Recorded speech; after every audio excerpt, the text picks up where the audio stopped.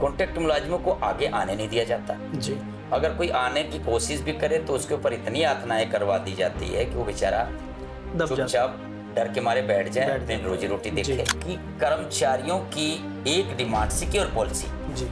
उसके विषय में अंदर कोई बात ही नहीं। हाँ, और ही मुद्दे पे बात हो जाती है, और मुद्दे पे बात हो रही है और बाहर निकल के उनको फिर वही चीज बोला जा रहा है कि सिक्योर पॉलिसी की बात होकर दिल्ली लेटर जा रहा है। कर्मचारियों का कहीं का सिर टूटा, हाथ टूटा, कहीं बड़ा इंजरी हुई कर्मचारियों की। हम लोगों को, मुझे भी चोट लगी थी, मैं ECG करा रहा था, मतलब रात को हॉस्पिटल में ही था 16 में, घर पहुंचा ही था 10:30 बजे और 11 साढ़े 11 बजे पहुंचे। ऐसा क्या खतरा था किरण खेर जी को? सारी पावर कहीं और था। अच्छा। लेकिन मुझे मोहरा बनाया गया, इस चीज का मुझे बड़ा गम था कि मुझे ही क्यों और लोग बाहर कैसे। तो पता नहीं लगा इस चीज का? पता लगा तभी तो मैं आज हाथ जोड़ के दूर हो गया।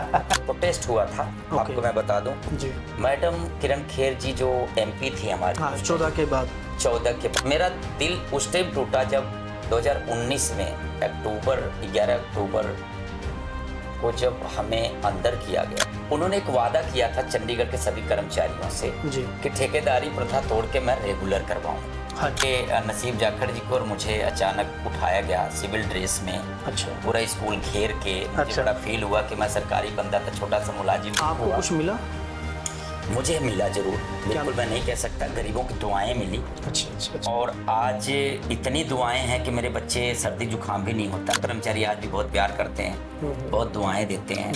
आज मेरे ऊपर कई केस हैं, वो कर्मचारी चंदा इकट्ठा करके उस केस को लड़ते हैं और एक बहुत बड़ी बात बोलते हैं जो माँ बाप बोलते हैं कि बेटा चिंता नहीं करना, मैं जिंदा हूँ। आज हमारे कर्मचारी हमारे लिए बोलते हैं कि प्रधान जी आप चिंता नहीं करना, हम सब आपके साथ। जो एक नाम होता है प्रधान, तो लोग ना जब प्रधान का नाम सुनते हैं तो आज भी कुछ लोग ऐसे हैं कि एलर्जी है यार प्रधान है, ऐसे ही है प्रधान, तो सब ऐसे। प्रधान का मतलब क्या है मिश्रा? लेकिन आज लोग धारणा बना रखे हैं कि प्रधान मतलब कि मेरे पराया धन अपना। तो वैसे ही एक प्रधान डिपार्टमेंट में होता है कि वो माँ बाप के तरीके उन परिवार को लेके चले कि किसी को कोई कष्ट हो तो माँ बाप के तरीके आके आपके पास निधड़क आके बिना डर का आपके पास अपना पक्ष रखे और उसका सुरक्षा। यहाँ कोई प्रॉपर्टी नहीं है, सरकारी स्कूल वाले कमरे में रहता हूँ। अच्छा, जो एक चौकीदार का अलाव होता है। मेरे 6 इंक्रीमेंट ब्लॉक कर दिए गए हैं।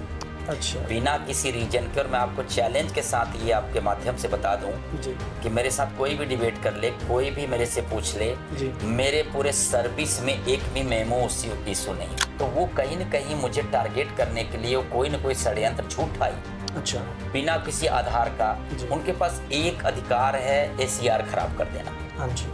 किसी विदाउट रीजन के जितने प्रिंसिपल थे वो मिल के इन्होंने हमारे खिलाफ और DO ने मिलकर हमारे खिलाफ एक छोटी साजिश रची। मैं इन कर्मचारियों के दुख से और सुख से दूर नहीं हो सकता।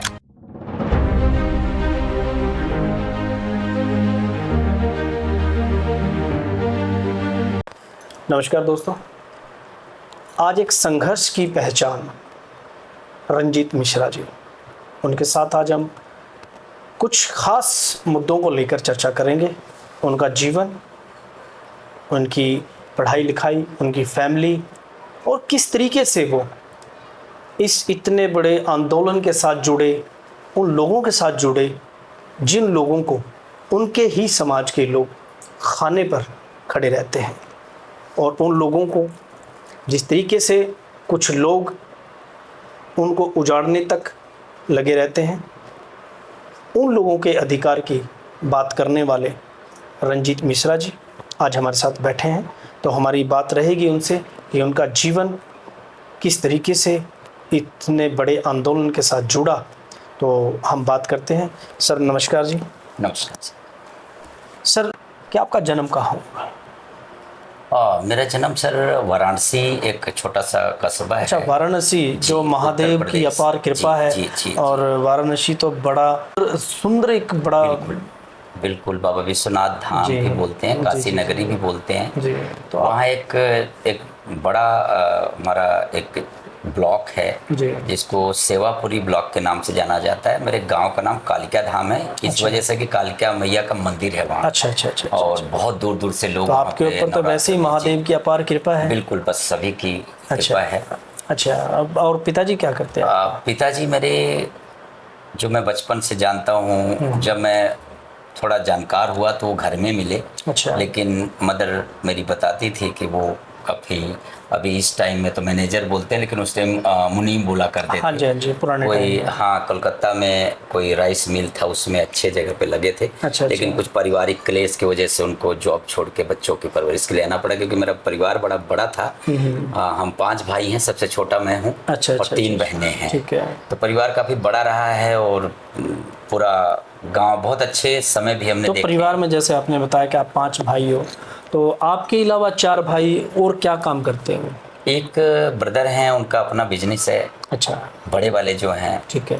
तकरीबन 70 साल के नज़दीक है, उनका धर्मजीत मिश्रा नाम है। अच्छा, अच्छा, अच्छा। और एक सभाजीत मिश्रा हैं जो मेरे उनसे छोटे हैं। हाँ जी, हाँ जी। वो हैं इलेक्ट्रिक डिपार्टमेंट में चंडीगढ़ में ही कार्यरत हैं। अच्छा, अच्छा। जिनका नवंबर में शायद रिटायर हैं। अच्छा, अच्छा। उसके बाद तीसरे नंबर के डॉक्टर हैं, ओह! वो प्रैक्टिस खुद ही अपना कर रहे हैं। जी।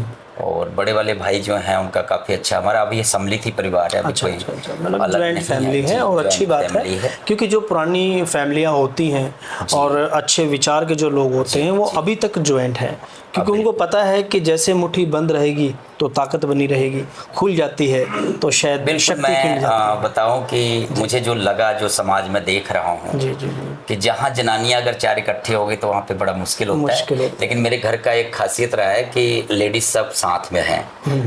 दिल्ली में एक भाई रहता है, गुड़गांव में है, वहाँ पे विद फैमिली था, लेकिन अब घर में है वो। और बड़े वाले भैया हैं जो दूसरे नंबर के, वो यहाँ पे हैं, पूरी फैमिली के साथ अच्छा, अच्छा, सेटल्ड अच्छा, है। अच्छा, अच्छा। मेरी फैमिली मेरे साथ है, Good. तो वो जनानियाँ इकट्ठी नहीं हो पाती, इसलिए मैं कह सकता हूँ कि शायद परिवार हमारा नहीं ठीक है। नहीं, ठीक, अच्छी बात है सर। ये ज़रूरी नहीं है कि हम अगर दूसरे प्रदेश में जाके रह रहे हैं तो कि दिलों से दूर हैं। जी, दूर रहने से परिवार अलग नहीं होते, दूर रहने से मोहब्बत बढ़ती है। बिल्कुल। अच्छा, एजुकेशन क्या है आपकी? कहाँ पढ़े हो आप? कहाँ लिखे हो गांव में आप? मेरी एजुकेशन गांव में ही हुई है, अच्छा। धर्म इंटर कॉलेज से। अच्छा। और मैं ग्रेजुएशन सेकेंड ईयर करके निकल आया, क्योंकि कुछ वहाँ का माहौल ऐसा था, मदर जी। फादर की डेथ हो गई। जी।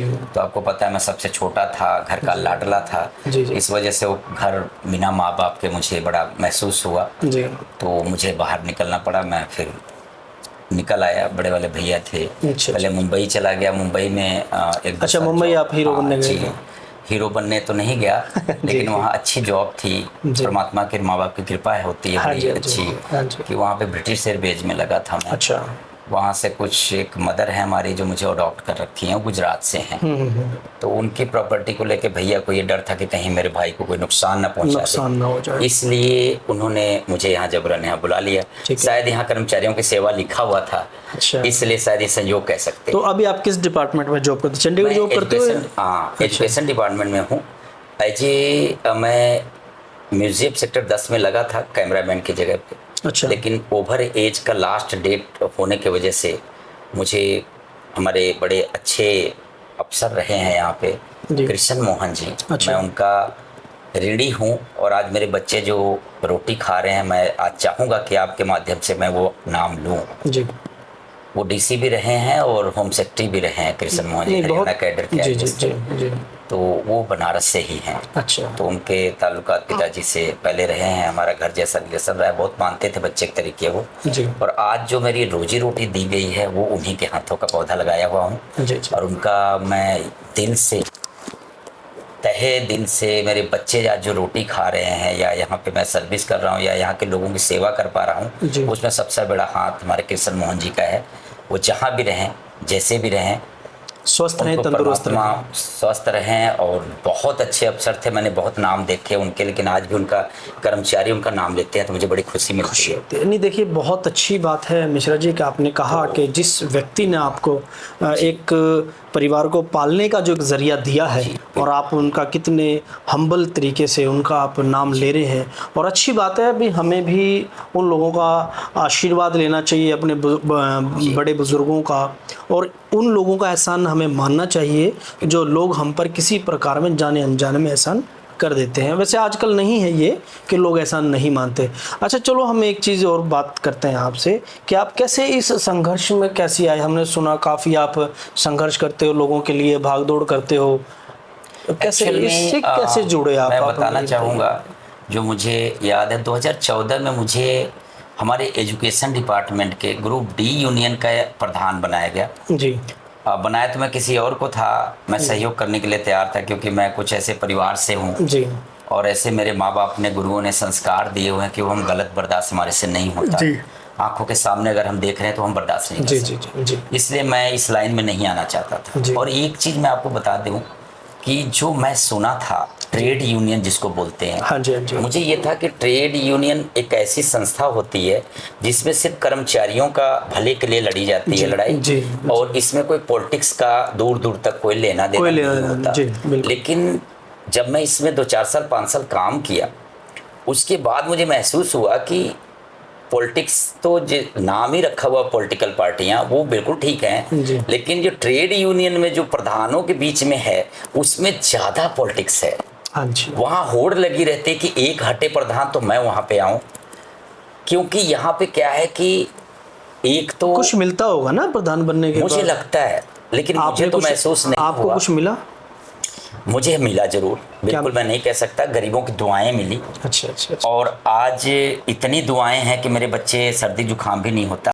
शायद वो लोग कुछ और चाहते हो, जी आप नहीं चाहते थे। बिल्कुल बिल्कुल। तो ये जरूर मिला मुझे कर्मचारियों की तरफ से। कर्मचारी आज भी बहुत प्यार करते हैं, बहुत दुआएं देते हैं। जी जी। आज मेरे ऊपर कई कई केस हैं, वो कर्मचारी चंदा इकट्ठा करके उस केस को लड़ते हैं और एक बहुत बड़ी बात बोलते हैं, जो माँ बाप बोलते हैं कि बेटा चिंता नहीं करना, मैं जिंदा हूँ। आज हमारे कर्मचारी हमारे लिए बोलते हैं कि प्रधान जी आप चिंता नहीं करना, हम सब आपके साथ हैं। बहुत अच्छी बात है। देखिए ये ऐसा सुनना तो किसी लीडर को भी नहीं पड़ता, क्योंकि कोई लीडर को कोई कह दे जनता की भी नेताजी हम आपके साथ हैं, वो तो ये सोचते हैं कि नेता हमारे साथ है। बट आप बड़े भाग्यशाली व्यक्ति हो कि आपको आपके वर्कर, आपके यूनियन के जितने सदस्य हैं आपको ये बोलते हैं कि प्रधान जी आपने चिंता नहीं करनी, हम आपके साथ हैं। आप एज ए पोस्ट क्या है आपकी एजुकेशन में? अभी जो हमारी पोस्टिंग हुई थी जी। वो एज ए चौकीदार पोस्टिंग हुई थी। अच्छा। क्योंकि ओवर एज हो गया था। अब आपको मैं बताऊंगा, मैं 5 जनवरी को 2008 को ओवर एज हो रहा था और 3 जनवरी की मेरी अपॉइंटमेंट। अच्छा। तो आपको पता है कि आजकल जो पिछला था रिकॉर्ड, शायद 25 साल ही ओवर एज लिमिट होती थी। जी। और मैं जनरल कैटेगरी से था, तो इसलिए वो बड़ा ज़रूरी था। मैं धन्यवाद करूंगा दोबारा से अगेन कृष्ण मोहन जी का, जिन्होंने रोजी रोटी दिया, और उसके उनके वजह से मेरे बच्चे रोटी खा रहे हैं और यहाँ तक मैं पहुँचा हूँ। ठीक है। तो आज मैं बताना चाहूँगा कि एज ए चौकीदार मेरी 28-30 लड़के हम इकट्ठे लगे थे, जिसमें मुझे लगता है कि अधिकतर उसमें से प्रमोट होके ऊपर चले गए। अच्छा। और मेरा कुछ प्रमोशन का ऐसा विडंबना रहा कि कुछ हमारी यूनियन करके लड़ाई ऐसी रही कि डेपुटेशन का जो यह मसला है, आपको मैं वो चीज़ बताना चाहूँगा। डेपुटेशन पे आए हुए जो हमारे यहाँ पे अधिकारी हैं या मुलाजिम हैं, वो कहीं ना कहीं उनको ये लगता है कि रंजीत मिश्रा डेपुटेशन के खिलाफ लड़ रहा है। लेकिन मैं आपके माध्यम से बताऊंगा, क्योंकि देश के कोने कोने ये आपके माध्यम से वीडियो जाएगी, न्यूज़ जाएगा, तो मेरा डेपुटेशन से कोई प्रॉब्लम नहीं है, मुझे कोई उनसे एलर्जी नहीं है, कोई दुश्मन हमारे नहीं है, वो भी हमारे ही पार्ट है। लेकिन सवाल ये है कि मैं ये सिर्फ चाहता हूँ कि रूल फॉलो हो, जो 3 साल 5 साल का डेपुटेशन पॉलिसी बनी हुई है वो फॉलो करें, वो फॉलो हो। वो हमारे साथ, यहाँ के मुलाजिमों के साथ ही नहीं गलत काम कर रहे हैं, वो अपने लोगों के साथ भी गलत काम कर रहे हैं। जो हरियाणा, पंजाब या दिल्ली या हिमाचल कहीं से भी अधिकारी आता है, वो 3 साल या 5 साल के लिए आता है, उसका लिमिट है। लेकिन वो जब वो जाता नहीं तो और जो लाइन में लगे हैं आने के लिए वो जगह खाली नहीं करते, वो आ नहीं पाते, वो जाएंगे तो आएंगे नहीं। और 2 जगह मैं आपको बता दूं कि 2 पोस्टें वो रोक के रखता है। एक तो यहाँ से जाएगा नहीं, यहाँ के लोग जो प्रमोट होने के लिए तैयार बैठे हैं वो प्रमोशन उनकी रुकती है। दूसरी जो आने वाले लोग हैं कि ये आएंगे तो हमारा नंबर लगेगा, उनका भी एक उम्मीद जो है, उनकी भी इच्छाएं होती है कि हमारे अब चंडीगढ़ में हमारी पोस्टिंग, हमारे बच्चे वहाँ क्वालिफिकेशन लिया, जो भी है, तो वो 2 तरफ नुकसान करता है। अब हम लोग कभी कभी आवाज़ उठाते हैं कि पॉलिसी अडॉप्ट करो, तो उनको ही लगता है कि ये हमारे दुश्मन है। तो वो क्या करते हैं कि उनको और कोई रास्ता नहीं। और मैं आपको विडंबना बता दूं, जो मेरे साथ हुआ, जो रियलिटी में बोल रहा हूँ, कि उनको ये लगा कि एक रंजीत मिश्रा ही है जो बोलने वाला, क्योंकि यहाँ कर्मचारियों की ताकत थोड़ा ज़्यादा है और यूनियन है, हम कहीं ना कहीं उनकी सहयोग के लिए अपनी पब्लिक उतार देते हैं। तो वो कहीं ना कहीं सबको छोड़ के, क्योंकि और मैं देखा यूनियन का, मैं यहाँ नहीं आपके माध्यम से बोलना चाहूँगा, क्योंकि हर अपना अपना एक तरीका है सबका, मतलब हर एक डिपार्टमेंट के अपनी यूनियन है, अपने रूल रेगुलेशन है उनके, किस तरीके से वो काम करते हैं। तो मुझे सिर्फ एक चीज़ बताइए आप, अभी मैं आपको बीच में, कंप्लीट कर दूं, प्लीज जो मेरे साथ नुकसान किया गया, तो वो क्या किए कि और प्रधान जो हैं वो कहीं ना कहीं कंप्रोमाइज़ कर लेते हैं, हाँ जी, हाँ जी। डिपार्टमेंट से, अधिकारियों से डर आपने जाते कॉम्प्रोमाइज़ नहीं हैं। किया? मैं कंप्रोमाइज़ इसलिए नहीं किया कि मैं कर्मचारियों को धोखा नहीं दे सकता था। लेकिन जो कोई मैं देख थोड़ी ना रहा है। जो मैं चाहता था कि मैं कर्मचारियों का एक एक्चुअली जो एक नाम होता है प्रधान, जी। तो लोग ना जब प्रधान का नाम सुनते हैं तो आज भी कुछ लोग ऐसे हैं कि एलर्जी है यार, प्रधान यार ऐसे ही हैं, प्रधान तो सब ऐसे ही प्रधान का मतलब क्या है मिश्रा जी? प्रधान का मतलब देखो एक परिवार का मुखिया होता है, जो मेरे शब्दों में समझ में आता है। जी। लेकिन आज लोग धारणा बना रखे हैं कि प्रधान में मतलब कि मेरे पराया धन अपना, जो आज टोंट करते हैं जी। लोग। लेकिन मेरे हिसाब से मुझे लगता है कि प्रधान जैसे घर का माँ बाप होता है, अपने परिवार का बच्चों की सुरक्षा के लिए लगाया जाता है कि अगर कोई बच्चों को तकलीफ होता है तो अपने मदर फादर से जाके मांगते हैं, खाने जी, की चीज़ हो जी। या कोई सुरक्षा की चीज़ हो। जी। तो वैसे ही एक प्रधान डिपार्टमेंट में होता है कि वो माँ बाप के तरीके उन परिवार को लेके चले कि किसी को कोई कष्ट हो तो माँ बाप के तरीके आके आपके पास निधड़क आके बिना डर का आपके पास अपना पक्ष रखे और उसका सुरक्षा हो। तो मेरे निगाहों में तो प्रधान यही होता है। बिल्कुल सही आपने और बताया कि आपको मैं पराये धन बताऊं, का वो ध्यान। जो जी जो बताया मैं आपको कि वो मुझे टारगेट इसलिए किया गया कि मैं आज आपके माध्यम से, आपके चैनल के माध्यम से बताना चाहूँगा, जी। क्योंकि अफसर भी ये चैनल देखेंगे और जी। वो भी आवाज़ सुनेंगे। जी, जी। मेरे पूरे सर्विस में मैं कोई नशापत्ती नहीं करता।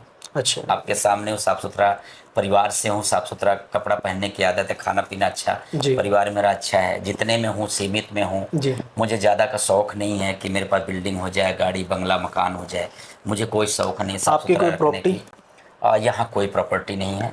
सरकारी स्कूल वाले कमरे में रहता हूँ। अच्छा, जो एक चौकीदार का अलाव जी होता है। जी जी जी, वहाँ रहता हूँ, वहाँ भी अचारे काटा जाता है मेरा। जी।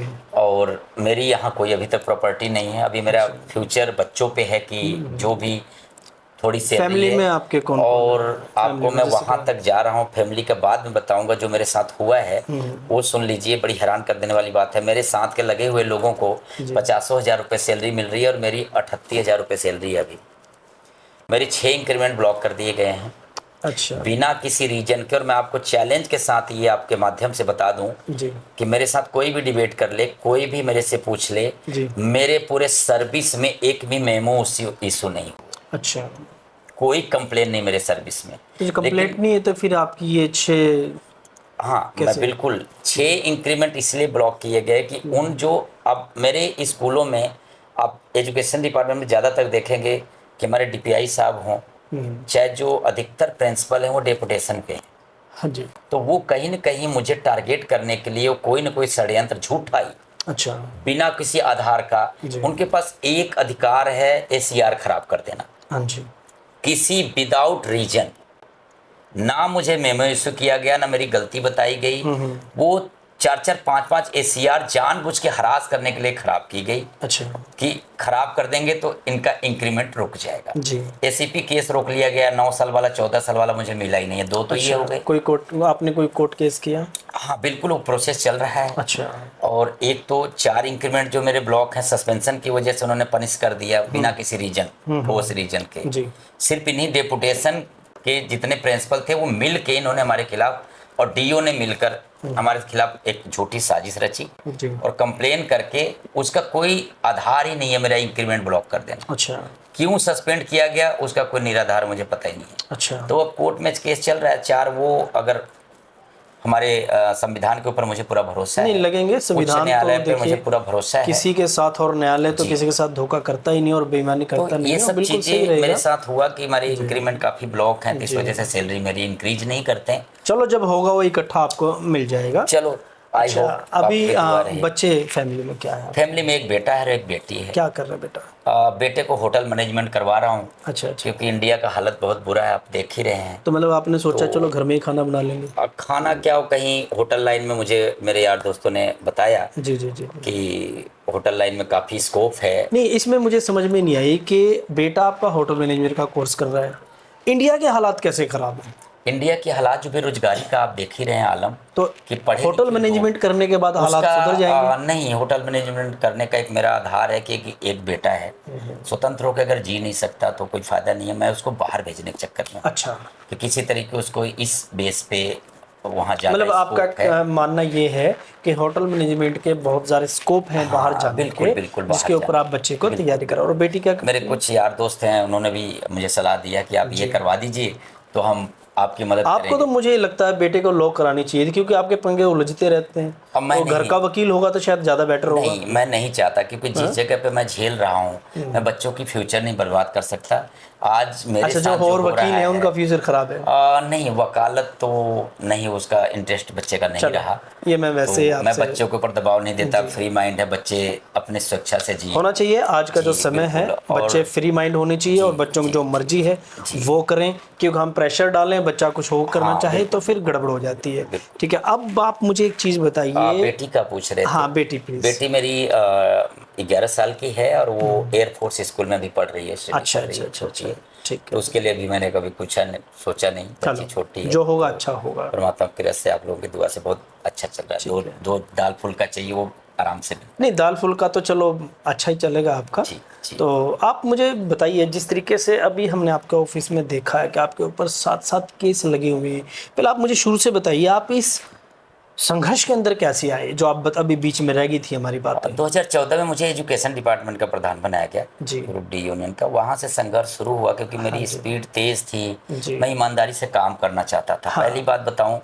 उस टाइम मेरे पुराने 2000, अब आप 2082 से मेरे यूनियन का ही नंबर बंद पड़ा था, ट्रेड यूनियन का, जब मैं प्रधान बना। 2082?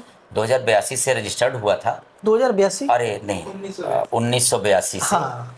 1900, सॉरी, मैं माफ़ी चाहता हूँ। अच्छा अच्छा। 1982 से रजिस्टर्ड हुआ था। उस टाइम शायद मुझे लगता है कालू राम जी हमारे बुजुर्ग हैं, बेचारे बड़े जुझारू नेता रहे हैं। कालू राम जी राम दरबार वाले? राम दरबार वाले। अच्छा अच्छा तो अच्छा। वो उनके टाइम में शायद हुआ होगा। जी। जब मैं 2014 में बना, तो मैं जब रिकॉर्ड निकलवाया तो देखा तो डंप पड़ा हुआ था। उसको मैं 2014 में फिर रिन्यू कराया, रिन्यू पूरा कराया आपने? रिन्यू करा के उसको पूरा प्रॉपर काम किया। क्या नाम था आपकी सोसाइटी का? अपने इस जो education department group D employer union, okay. 272 registered number 272। ठीक है, ठीक। काफ़ी पुरानी थी, तो उसी को लेके हम चलते रहे। आगे आपको पता है कि जिसके पास भीड़ होती है, तो यहाँ पे चारों तरफ जो प्रधान हैं उनकी निगाहें वही होती है कि जिस पर छोटे मोटे प्रधानों के पास ज़्यादा भीड़ हो, रैली धरने करने की, उनको एक मेला मिल उसको, जाता है ना। हाँ, उसको अपनी तरफ करने का। तो फिर मैं कोऑर्डिनेशन कमेटी में, राकेश जी थे हमारे, आज भी उनको गुरु समझता हूँ, राकेश शर्मा जी जी। कोऑर्डिनेशन कमेटी के कन्वीनर थे। उनके पास मुझे माध्यम मिला कि थोड़ी सी ये कोऑर्डिनेशन कमेटी जो अच्छा काम कर्मचारियों के लिए कर रही है, तो कहीं ना जी कहीं जी जुड़ जी के हम काम अच्छा कर सकते हैं। जी। वहाँ जुड़ा, फिर 2-4 साल उनके साथ भी काम करता रहा। लेकिन मैं आज एक स्पष्ट आप लोगों को बता दूं कि आपके माध्यम से जो मैंने देखा, जी। रेगुलर कर्मचारियों में और कॉन्ट्रैक्ट मुलाजिमों में एक बड़ा भेदभाव रखा जाता था। अच्छा। झंडा डंडा और चंदा बंदा सब कॉन्ट्रैक्ट मुलाजिमों का। ठीक है। और आज भी आप रेशो निकाल लीजिए, हर जगह चाहे 2 ही रेगुलर बंदा हो, प्रधान वही मिलेगा। जी कॉन्ट्रैक्ट मुलाजिमों को आगे आने नहीं दिया जाता। जी। अगर कोई आने की कोशिश भी करे तो उसके ऊपर इतनी यातनाएं करवा दी जाती है कि वो बेचारा दब जाता चुपचाप डर के मारे बैठ है, जाए, बैठ अपनी जाता रोजी है। रोटी जी देखे। जी जी। तो ये चीज़ कहीं ना बड़ी कहीं उसका विडंबना डर रही बैठ है। जाता है दिमाग में, यार मुझे निकाल ना दे। और मुझे, यस, है ना? और सही बात है, कॉन्ट्रैक्ट पे किसी ठेकेदार को जरा सा कोई प्रधान फोन कर दे, कोई अफसर फोन कर दे, तो जी। बेचारों को रोजी रोटी और जो दांव पे लग पक्के जाती है। हैं वो जी तो वैसे ही जी ठेकेदार के जी ऊपर बैठे जी रहते जी हैं। बिल्कुल। जी जी और उनका मैंने देखा कि जब भी मैं, क्योंकि मैं रेगुलर था, जी। तादाद मेरे पास ज़्यादा था, जब मैं लीडरों के साथ अंदर जाता था, आपने देखा होगा रैली धरना जब होता है तो पांच पांच लीडरों को ले जाते हैं, हाँ, पुलिस कहते जी डिपार्टमेंट 5 आती है और बंदे चलो जी भेज अफसर दीजिए से आप। मिला देते हैं हाँ जी, आपको। हाँ जी, हाँ जी। वहाँ जाना तो ये बड़ी हैरान कर देने वाली बात, यहाँ से मेरी, मतलब दिल में मेरे थोड़े थोड़े दूरियां बनने लग गई जी कि कर्मचारियों की एक डिमांड सिक्योर पॉलिसी, जी। उसके विषय में अंदर कोई बात ही नहीं, हाँ, और ही मुद्दे पे बात हो जाती है। और मुद्दे पे बात हो रही जी। है, और बाहर निकल के उनको फिर वही चीज़ बोला जा रहा है कि सिक्योर पॉलिसी की बात हो गई, दिल्ली लेटर जा रहा है जी। अच्छा। ये चीज़ें, क्योंकि मेरे पास कॉन्ट्रैक्ट मुलाजिम ज़्यादा थे, जी।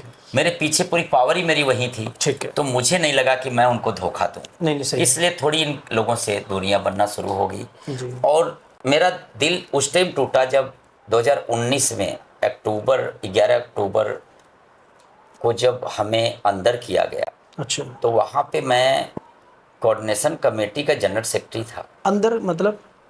जब एक प्रोटेस्ट हुआ था, आपको मैं बता दूं, जी। मैडम किरण खेर जी जो एमपी थी हमारी, हाँ, 14 के बाद। 14 के बाद जी। तो जब उनका चुनाव दूसरी बार हुई, हाँ, तो उन्होंने एक 19 में। वीडियो, आपने देखा होगा, वीडियो मैं आपको सेंड भी कर दूंगा, इसमें जरूर लगाना। जी।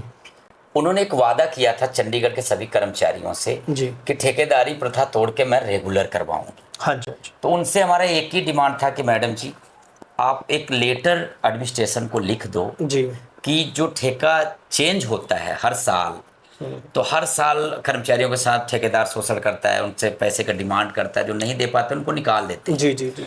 वो ठेकेदार उनको ना निकाले, पुराने कर्मचारियों को ना निकाले, नवे जितने मर्जी रखे, हमें कोई प्रॉब्लम नहीं। हाँ जी, हाँ जी। लेकिन वो लेटर नहीं लिख पाए, उसी करके वो प्रोटेस्ट उनके खिलाफ हुआ था ओके। कि किरण खेर मैडम जो वादे से मुकरी हैं उनको याद दिलाने के लिए।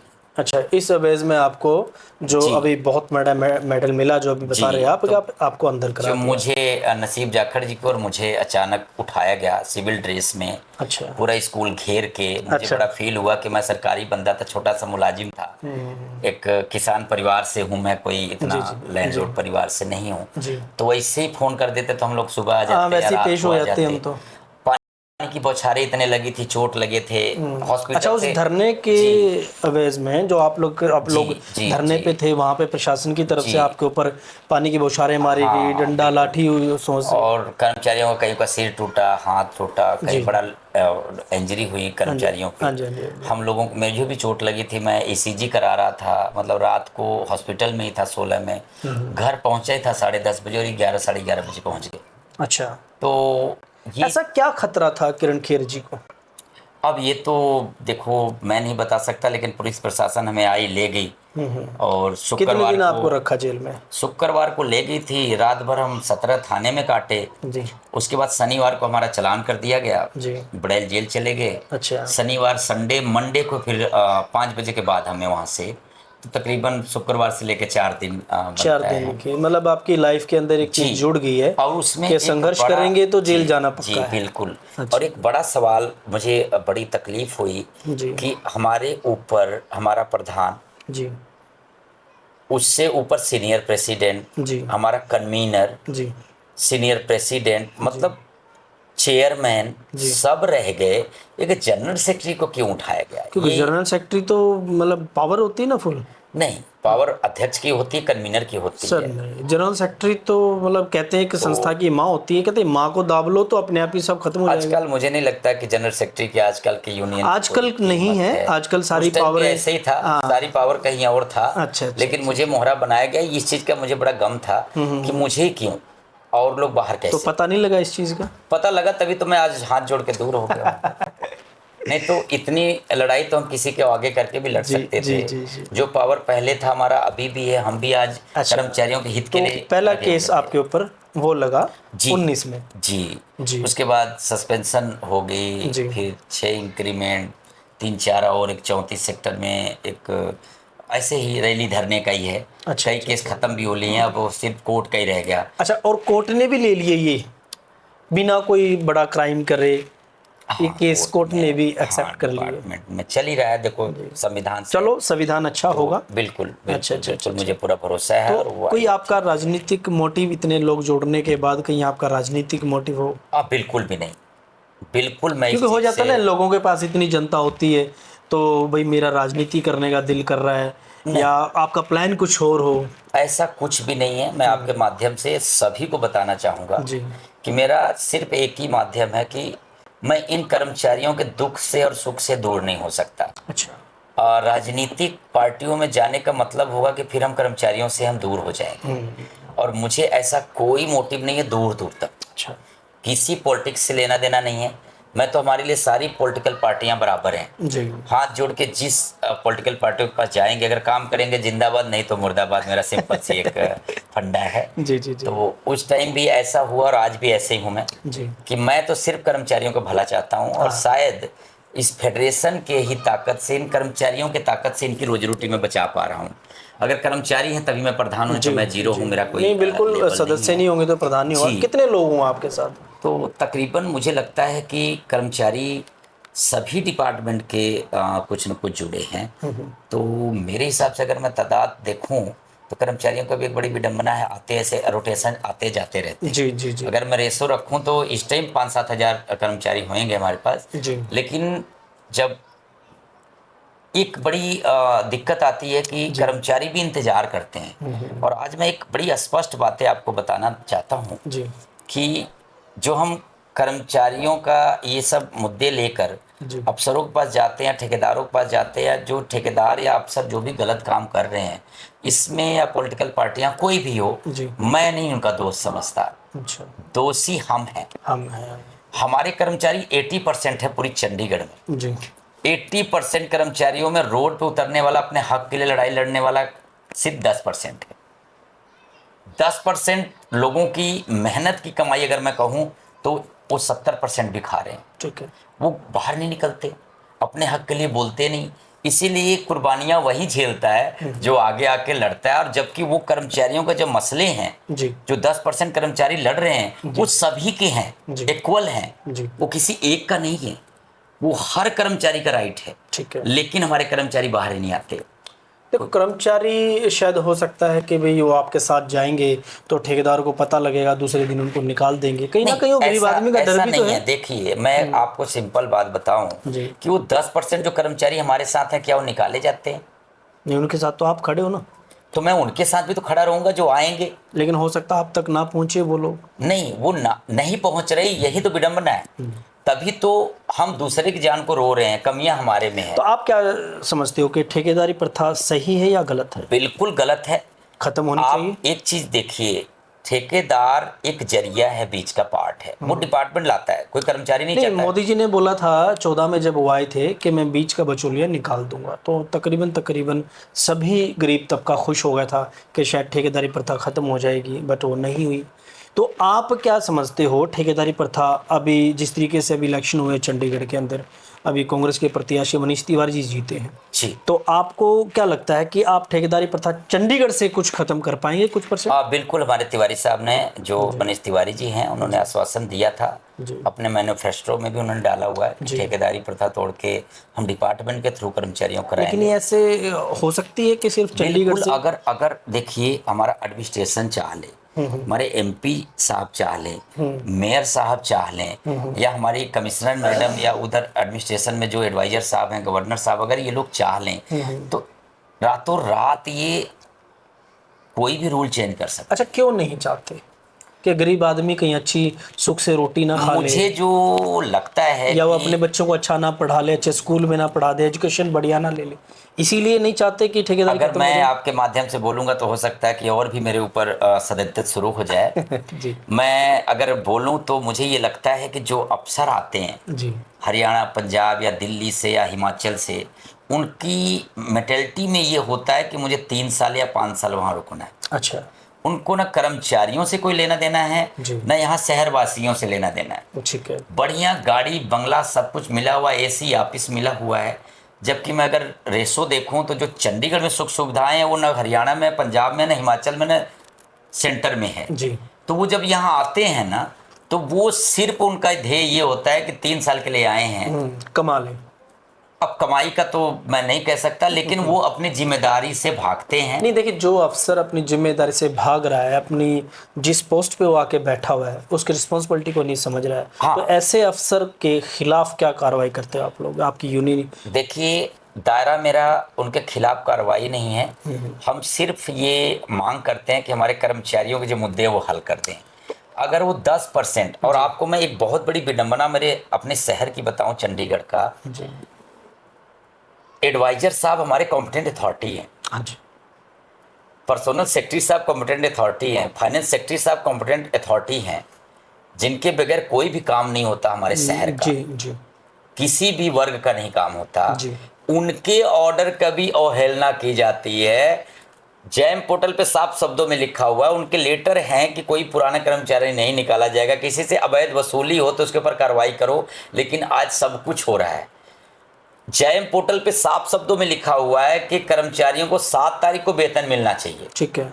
अगर एक दिन भी लेट हो तो हर रोज 100 रुपए पेनाल्टी लगना चाहिए। लेकिन यहाँ तो 20 तारीख को सैलरी लोगों को मिलती वो है। फॉलो नहीं हो रहे हैं। तो एडवाइजर साहब के जो मुखिया हैं हमारे परिवार के, जी। पूरे शहर के, उन्हीं की ऑर्डर की अवहेलना हो रही है, उनके ही अधिकारी कर रहे हैं। तो अगर ठेकेदारों का तो क्या कह तो फिर सकता हूं? प्रशासन क्या कर रहा है जब अगर एडवाइजर के प्रशासन order की कौन ही है? हम यही तो रोना है हमारा कि हमारे प्रशासन की ही बात नहीं सुनी जा रही है।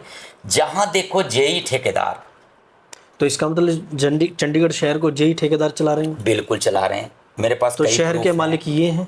बिल्कुल मालिक है, मैं एक दावे के ऐसा साथ कह क्यों? सकता हूँ। ये एक्चुअल में क्या कमी है? किसकी है इसके अंदर? कमी हमारी एडमिनिस्ट्रेशन की है। आज एडवाइजर साहब सख्त अगर ऑर्डर कर दें कि अगर मेरे ऑर्डर का अवहेलना हुआ या इसमें कोताही पाई गई, जी। 7 तारीख को सैलरी, उसमें साफ शब्दों में लिखा हुआ है कि अगर डिपार्टमेंट सैलरी नहीं भी दे पाता है तो ठेकेदार का 3 महीने की सैलरी ठेकेदार की जिम्मेदारी बनती है। जी। लेकिन ठेकेदार कहता है, मनमानी देखो उसकी, वो कहता है जब आप मुझे सैलरी दोगे तब मैं सैलरी करूंगा। ठीक है। खुले मनमानी कर रहे हैं।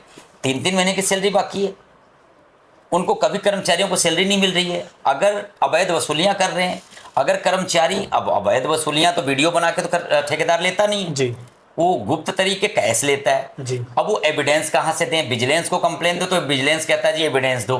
एविडेंस दो, बिल्कुल। कहाँ से एविडेंस लाएंगे? जी। एक कर्मचारी जो आपके संस्था में सेवा कर रहा है वो एफिडेविट देने के लिए तैयार है कि हमारे से ठेकेदार ने इतने रुपए मांगे और हम नहीं दे पाए तो मुझे नौकरी से निकाल दिया। ठीक है। क्या ये वो एविडेंस नहीं है? बिल्कुल है। अब ठेकेदार के खिलाफ कहाँ से वीडियो बना के तो एविडेंस चलो लाएगा? हम विजिलेंस के खिलाफ तो नहीं बात कर सकते। नहीं, ये मेरा एक कहने का प्रोसेस बता रहे हैं, कानून का जो देखिए सर, जाल है और कर्मचारी इसके कारण अभी कोर्ट में जाने के लिए मजबूर हो मनीष जाता है। तिवारी जी जीते हैं। अभी आप लोगों ने उनको सेक्टर 20 मस्जिद के सामने एक मांग पत्र दिया है जी। और वो आए, अपना समय निकाल कर आप लोगों की बात उन्होंने सुनी है। तो क्या लगता है कि आपकी जो डिमांडें हैं, चाहे वो ठेकेदारी ख़त्म करने वाली हो, 7 तारीख को वेतन वाली हो, या किसी भी ठेकेदार को चेंज करने के बाद वर्कर को ना निकाला जाए, पैसे ना लिए जाएं, तो इन मुद्दों के ऊपर मनीष तिवारी जी खरे उतरेंगे? हाँ बिल्कुल, मुझे लगता है क्योंकि 10 साल से तो ऐसा नहीं हुआ, लेकिन हम एक उम्मीद जरूर कर सकते हैं कि वे अभी नए आए हैं और एक तो एडवोकेट हैं, वो समझदार हैं जी वो मुद्दे को हमारे समझ सकते हैं, हमारे दर्द को समझ सकते हैं। जी। हम तो एक उनसे काम नहीं कर सकते हैं कि जो हमारे साथ 10 साल से हुआ है वो अब ना हो आपके कार्यकाल में। नहीं, अगर उनके कार्यकाल में भी ऐसा होगा तो हम लोगों का झंडा डंडा तैयार है। जैसे पहले लड़ते आए हैं अपने हकों के लिए, कर्मचारियों के हक के लिए, वैसे आगे भी लड़ते रहेंगे। मतलब अगर मनीष तिवारी जी आपके काम नहीं करेंगे तो फिर मनीष तिवारी जी हाय हाय है, अगर करेंगे तो फिर वो हमारा राइट है। हाँ, वो आपका, वो हमारा संविधान का राइट है। लेकिन यही तो संविधान सबको राइट देता है। अगर एडवाइजर के ऑर्डर का माना नहीं जाता है शहर के अंदर, जेई ठेकेदार शहर को चला रहे हैं, तो फिर कहाँ संविधान है? कहाँ देखते हो आप संविधान को? अगर संविधान को ये लोग टाइमली, मैं सिर्फ आग्रह करूंगा अपने अधिकारियों से, सिर्फ मैं 100% नहीं जी, सिर्फ 10% भी अगर अपनी जिम्मेदारी निभाएं और एक सख्ती से ऑर्डर हो कि जो ऑर्डर का अवहेलना करेगा या जो गलत पाएगा उस जेई को, एसडीओ को, एक्सीएन को या बाबू को जो बैठे वहाँ ऐसी हरकतें कर रहे हैं उनके ऊपर सख्ती हो। आज भी बहुत कम रेशो ऐसा है कि किसी को, आपको सुनने में आया होगा कि किसी जेई को, एसडीओ को सस्पेंड कर दिया जी इस कारण, किसी बाबू को सस्पेंड कर दिया, या किसी ठेकेदार का टेंडर कैंसिल हो, टेंडर कैंसिल या कर किसी दिया, ठेकेदार का लाइसेंस कैंसिल, और ढेरों कंप्लेन है मेरे पास तो बहुत, क्योंकि कर्मचारी ज्यादा है तो कंप्लेन हमारे पास बहुत ज्यादा है। जी जी जी। हमने एडमिनिस्ट्रेशन को बहुत कंप्लेनें दे रखी है, सरेआम विजिलेंस को भी शिकायतें हैं, उस पर कोई कार्रवाई नहीं होता। यही कारण रहा है कि जब कार्रवाई इतनी लचीला है, कर्मचारी एक नौकरी से निकाल दिया गया जी, वो दर दर की ठोकर खा रहा है अफसरों के पास जी, वो इतना थक जाता है कि रोजी रोटी के चक्कर में उसके बच्चे भूखे मरने लग जाते हैं। बिल्कुल। तो कहीं ना कहीं दिहाड़ी करने पे मजबूर हो जाता है या लेबर कोर्ट लड़ने पे मजबूर। लेबर कोर्ट का भी प्रोसेस 2-2, 4-4 महीने निकल जाता है। तब तक ठेकेदार जो करप्शन करने वाला, उसका ठेका खत्म हो गया, वो घर चला जाता है, वो तो लेके चला जाता है, कमा के चला जाता है, और वो कर्मचारी रोल के रहेगा। और रोल के रहेगा। तो चलते चलते सर हमारे आपसे एक छोटी सी और बात रहेगी कि अगर मनीष तिवारी जी आप लोगों की डिमांडें नहीं मानते हैं तो क्या जिस तरीके से आप 10 साल संघर्ष आपने किया है, क्या मनीष तिवारी जी को इस तरीके से ही आप नीचे लाने का काम करेंगे या ऊपर बढ़ाने का काम करेंगे? अब ये कहना ठीक नहीं होगा क्योंकि अभी नए नए आए हैं वो। देखिए नए नए आए हैं तो उनको अभी शायद आप टाइट कर लेंगे तो बेटर रहेगा। अगर उनको मौका मिला देखो, हमने समझने का, सम्मान, कुछ ठेकेदार अगर उनको दे देते हैं 50 लाख रुपया, 5 करोड़ रुपया पार्टी फंड में दे देते हैं, तो मनीष तिवारी जी फिर आपकी बात क्यों सुनेंगे?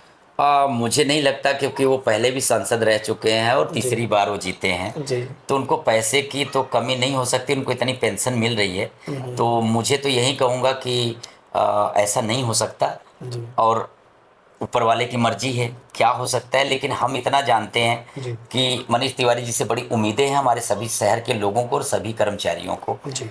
तो वो जल्दी ही कार्रवाई करेंगे कुछ, कि शहर के लोगों को कुछ राहत मिले और कर्मचारियों को कुछ राहत मिले। हमारी विनती सिर्फ ये है, 2 चीज़ हमारी डिमांड है जी। प्रशासन से और मनीष तिवारी जी से, जी। जो हमारे शहर के एमपी अभी निर्वाचित हुए हैं। जी। सिर्फ एक सिक्योर पॉलिसी, जिसको हम सेम वर्क सेम पे कहते हैं। दूसरी, चंडीगढ़ शहर जैसे शहर में जो आए दिन प्रॉब्लम हो रहा है, मैं ये जानता हूँ, मैं 2002 से तकरीबन यहाँ आ जा रहा हूँ।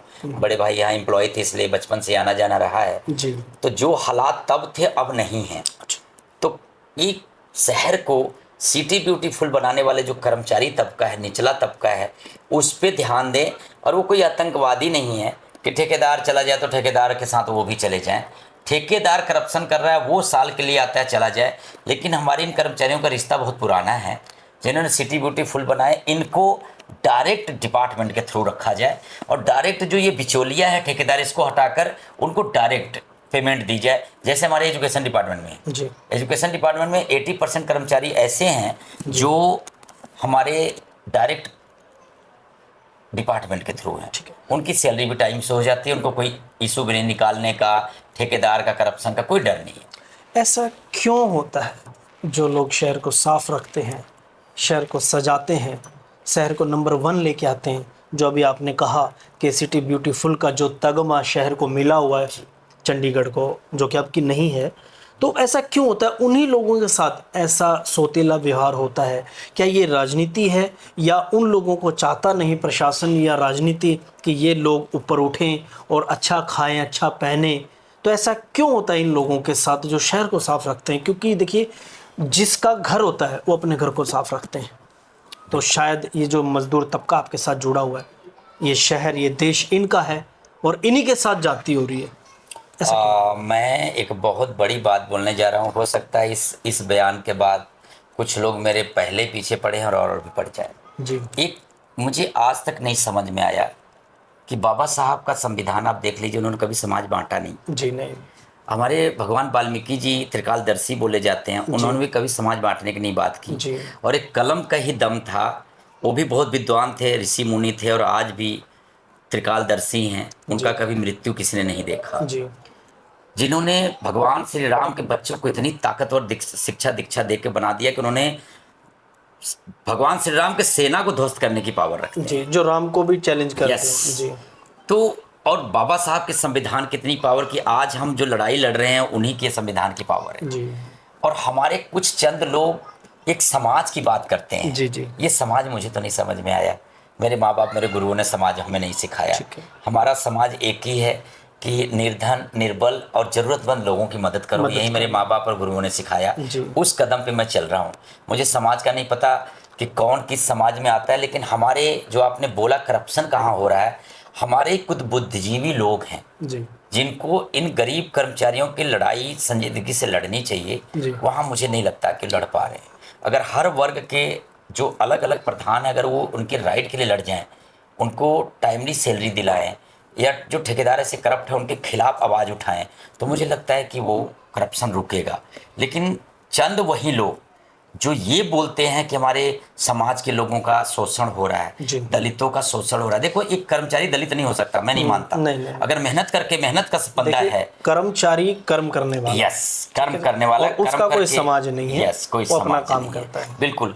तो जो लोग वही चिल्लाते हैं जी कि इनका शोषण हो रहा है, लेकिन शोषण अगर मैं कहीं निगाह उठाऊंगा, और आप भी निगाह समझदार हैं आप, तो कहीं ना कहीं वही कुछ लोग लिप्त मिलेंगे जो एक्चुअल में उनका शोषण हो रहा है। आपने बात कही वाल्मीकि जी की कि त्रिकालदर्शी हैं, उन्होंने रामायण लिखी है, रामायण लिखने के बाद राम जी का आना हुआ, क्योंकि रामायण का मतलब ये है कि राम का आना, ठीक है जी। और लव कुश को आपने बताया कि इतने बड़े शक्तिशाली थे कि राम के सामने खड़े हो गए। फिर आपने अम्बेडकर साहब की बात की कि उनकी कलम से, तो कहीं ना कहीं आप ये लगता है, मुझे ये समझ में आया कि जिस कलम से रामायण लिखी गई जी, उसी कलम से संविधान लिखा गया, राइट, ठीक है जी। और वाल्मीकि जी ने भी धर्म समाज को नहीं बांटा और अंबेडकर साहब ने भी धर्म समाज को नहीं बांटा, क्योंकि उनके साथ कितना शोषण हुआ अंबेडकर साहब के साथ। अगर वो चाहते तो कहीं ना कहीं अपने लिए अच्छा लिख लेते, अपने समाज के लिए अच्छा लिख लेते। लेकिन मैं उन भाइयों को समझाना चाहता हूँ कि जो ये कहते हैं कि यार समाज कुछ नहीं होता, सिर्फ आप पढ़ें लिखें और अपने बच्चों के लिए अच्छी शिक्षा का इंतजाम करें। ये संविधान कहता है, ये रामायण कहती है, गीता कहती है, बिल्कुल, ठीक है सर। और बात रही कि मैं आपके विचारों से मुझे ये लगा कि कहीं ना कहीं अंबेडकर साहब को वाल्मीकि जी के अवतार या वाल्मीकि जी की जो स्वरूप है वो शक्ति, देखिए रामायण का कोई तोड़ नहीं आज, नहीं, इसीलिए संविधान का कोई तोड़ नहीं है। बिल्कुल। और देखिए वाल्मीकि जी के हाथ में कलम है जी, ठीक है जी, और वही कलम अंबेडकर साहब के हाथ में है। तो उस कलम की शक्ति को पहचान रहे हैं लोग। संविधान आपने काफ़ी बार नाम लिया है और अंबेडकर साहब का भी, तो हम तो ये कहते हैं कि आपके काम, आपका संघर्ष चलता रहे और आप ऐसे ही पीढ़ी दर पीढ़ी ऐसे लोगों के साथ जुड़ते रहें। आप 90 साल के हो जाए तब भी लोगों के लिए संघर्ष करें, ठीक है जी। हम ये नहीं कहेंगे कि आप जल्दी चले जाए, क्योंकि बहुत ऐसे लोग हैं पीछे खड़े हैं जो आपसे उम्मीद लगा के आपके साथ चल रहे हैं। तो हमारी आपसे यही उम्मीद रहेगी कि आप ऐसे काम करें और वीर भारत समाचार सदैव आपके साथ खड़ा रहेगा। बहुत बहुत धन्यवाद सर।